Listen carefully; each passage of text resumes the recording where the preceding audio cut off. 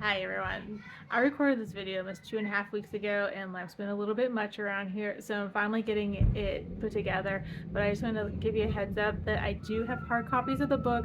I'm almost done with the herb guide. I decided to make it a little bit more and to get a printed version as well to stick in with the hard copies. You'll get the exact same thing if you get the downloadable version or the hard version. And I'm almost done with that, so I'm hoping to be able to start doing orders for that here in the next week or so. So be looking for an email. If you haven't joined the email list, make sure you check the link below. As soon as I get that finished and I have them in my possession, I will have them available online for purchase or at the shops on Second. Alright guys, well enjoy today's video. I hope to keep things more consistent now. Spring is going to be full force, lots of things going on, and I'm excited to share all the beautiful things with you guys. Yeah, do ta. See, find the back. Set the top. No. Please. No. Hey guys, welcome back to the Simple Homestead. My name is Julie. It's been a few days since I've been able to get out here and actually make a video. We've had some flu stuff going around and just trying to finish up edits for the book to get printed was a little bit more than I thought it would be, just because of where the binding's going to be. I had to kind of switch things around, and then I made more work for myself. So I'm still trying to finish that up. I should have the final proof sent in tomorrow, and then I will hopefully be able to get it printed and have it real soon. So if you're interested in a hard copy of the Simple Homestead, the book I wrote, keeping it all in tips and tricks about organized kitchen stuff, gardening stuff, community, making like bath salts and melt and pour soaps, just different things that I do around here, just to kind of simplify things a little bit and give myself a chance to learn something new and to grow beautiful things and how to use it in our life. While I'm growing and while I'm trying to grow beautiful things, how can I use it in our life? Over the weekend, I finally got to go through my seeds, make my list. I should have already had like peppers, eggplants, onions, broccoli, cauliflower, cabbage, like all that stuff should have been done a month ago, but it is March now and I can't go back, so here we are. We're getting that stuff done, and if it doesn't work out for some of the spring things because it's too warm and stuff goes to bolt, I can always try again for a fall garden. I have my list made, and I like to try to journal and keep track of it as much as I can.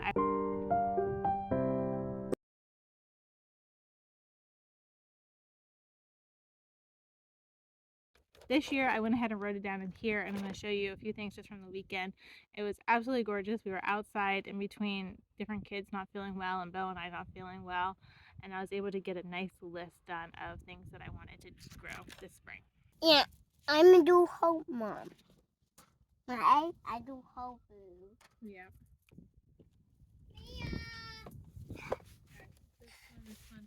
Marshall, get down.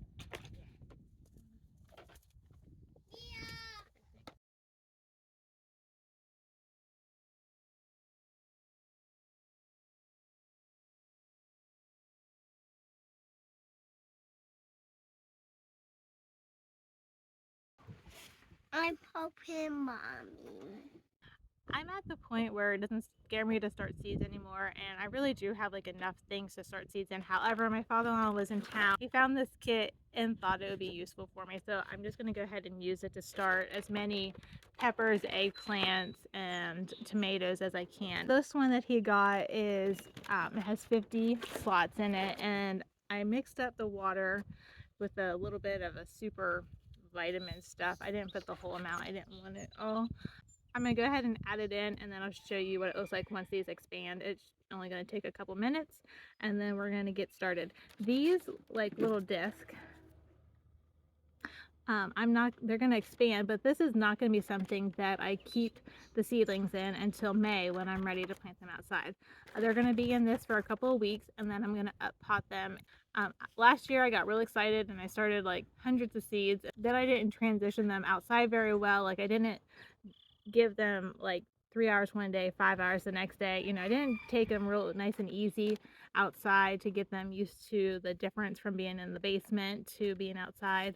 And I fertilized them at the same time of giving them too much sun, and I killed a lot of my plants. I ended up with like 6 or 7, maybe 8 tomato plants out of the hundreds that I started. And so luckily my mom had extra. I was able to use hers last year to fill our needs. But this year's plan is I have made my list. I believe there was 14 different tomatoes I wanted to do this year. If I can find an orange one, I'll add that here in the next week or two, but I didn't have any orange besides like a pineapple tomato to start for this year. But each of these varieties, I'm only going to start 4 seeds of each of them. I want to make sure I have enough, and then if I have extra, I can give away if anybody needs them. Okay. All right on that. No, I'm just gonna.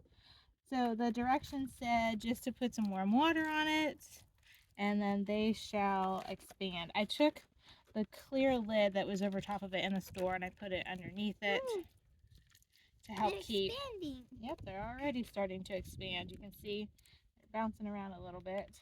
Give them a few minutes, girls. So we're just gonna let them do their. Oh, that one didn't. It's okay. They'll keep going. If I need to, I can add a little bit more water in a few minutes, or if it seems like it's too much water, we can dump out the extra. My name is Mia. Mia. Oh, I see red. Look at this. It's kind of like expanding. You can't really see, but it really is expanding. My name is Ariana, and I have curly hair. It's been about 5-10 minutes, and these are finally filled up. I dumped out the water that was extra from that they didn't need from absorbing this in our raised bed because there was like an extra vitamin thing in it. I decided I'm going to grow 3 different eggplants this year, and so I'm going to start with them. I'm only going to do 4 of each variety. I've got the Midnight Moon Hybrid, the Long Purple Early, and the Black Beauty. I have grown eggplant in the last several years, not very successfully. I've not gotten a whole lot out of them. That's kind of one reason why I'm growing. There'll be 12, hopefully 12 plants this year. I'm hoping to put them in a different spot than I did before, and maybe actually get a decent amount of eggplant. I seen Jess from Roots and Refuge was talking about some different things she's looking forward to making with her eggplants, and so since she's ahead of us and because she's in South Carolina, so her growing season has started before us and she'll be picking things before us. It'll be interesting to see what she ends up doing with it and if she likes it, and if she does like it, then maybe there'll be a few things I try to do as well. Eggplant is actually one of those things that I like to stick in our spaghetti sauce. I put in as many vegetables as I can to help kind of boost whenever I make spaghetti sauce. I get a big roaster, fill it mostly with tomatoes, and I add peppers, onions, eggplants. I've thrown carrots in there before, and it's just extra. I just like to add the extra vegetables. I think it adds a nice flavor to it. And it's also nice because whenever we have spaghetti night, if I am just trying to like throw dinner together, I know that my sauce has more than just tomatoes in it. It has all these other vegetables. So that's kind of nice as well. So the first one I'm going to do is this midnight eggplant. And I figured I'll have 2 seeds in each of these little pockets just so that there's enough room and I'm not overcrowding my plants. This one, this Midnight Blue, actually says it should be ready in 60 to 62 days from the time of it getting planted out. So there's our little eggplant seeds. Eggplant seeds are very small. They all are very small. I'm just going to stick 2 in there and 2 there. And just kind of give them a little bit, cover them up just a little bit. They don't need under very much. And away we go. We'll just keep going till they're all done. Eggplants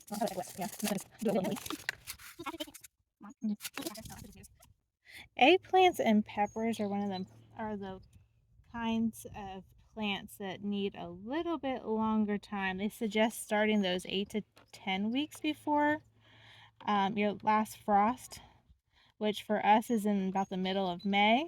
Last year I had these ones started already in February, but I think we're still okay. We're not going to be terribly behind. One thing to keep in mind when starting like seeds is these are really small seeds, so you don't have to push them down real far. So as you see, when I was trying to do the eggplants, I was just trying to get them just a little bit of dirt over them.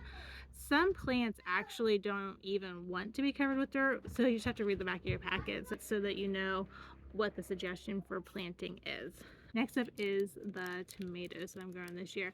I don't use just like one certain type of seeds. I got lots of them. Some of these were free seeds my mom's friend had, and some were ones I got over the last 2 years. The Romas, I'm actually going to try to grow like 6 plants, so I might start 8 just so I have a few extra. There's bodacious. They're big. Better boy. This early girl, I am going to start probably 8 of these as well because Bo's grandma likes these, and so I wanted to get a few extra for her. I'm excited to try this one. It's supposed to be one that you can put in a hanging basket, so I'm going to grow a few extra for my mom as well. And Marshall, yes, tractors, huh? Yeah. So this is a mix, Brandywine, yellow, and red, so it'll be interesting to see if we do actually get a mix.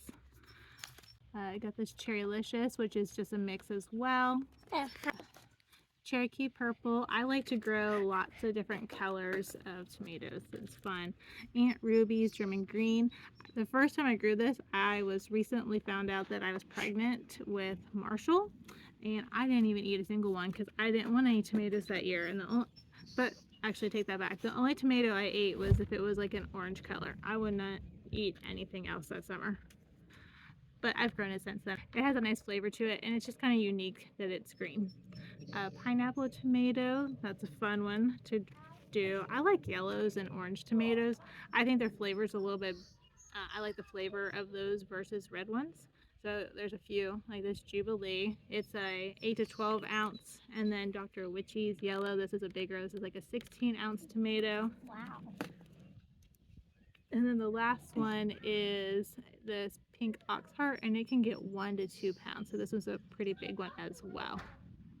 And it says, and the other reason I'm growing this one is because it's another one that you could use like a paste tomato, like your Roma. It just gets to be a little bit bigger. It's actually kind of hard to want to stick to only growing like 4 of these. I just kind of want to dump them and do what I did last year, but that was not wise, and I don't really have the space for hundreds of tomatoes. It was much too crowded last year. But I really am trying to like rein it in and only grow a certain amount of each type of vegetable because I don't really have the space to properly get them started in our basement. I had way too many last year, and then I filled the garage, and it didn't work out as well. So I'm hoping that reining it in and growing them more efficiently would be the better thing to do this year. It's actually pelleted, so this is not what a tomato seed looks like. It's just to make it a little bit easier to grab and to place in there. I think it's the only one I have that is pelleted, so I'll show you what an actual tomato seed. It's going to look very similar to the eggplant, but I'll show you in a minute what they are. It also makes it easy when you drop it to see exactly where it went.